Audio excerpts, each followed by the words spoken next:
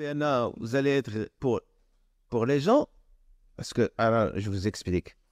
Dans le GST, il y aura deux catégories de personnel. Il y aura les professionnels qui touchent aux malades, et on les appelle professionnels directement liés aux soins, et les professionnels qui ne touchent pas aux malades, qui sont indirectement liés aux soins, mais qui participent à la performance hospitalière ou sanitaire.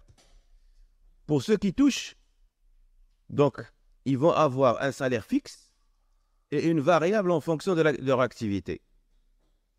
Travail plus, touche plus. Ceux qui ne touchent pas, ils vont aider à ce que ceux qui touchent travaillent plus. Et donc, il y aura un pourcentage dans la rentabilité de ceux qui touchent qui reviendra directement une rétribution pour ceux qui ne touchent pas.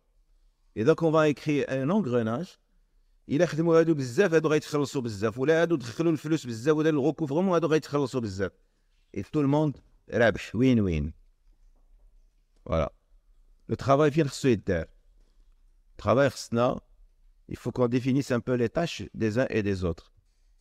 Donc les référentiels des emplois et compétences, il faut qu'ils sortent. Quelles sont les tâches de l'infirmier?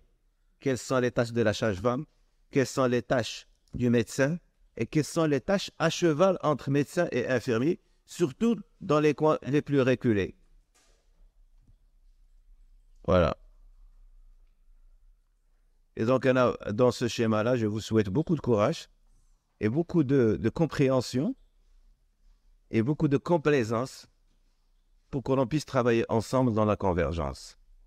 Hachikoulou, c'est ce que voudrait Sahib Jalal Allah Yasrou et qui a été bien sûr élucidé dans la refonte du système de santé, la loi cadre 06-22.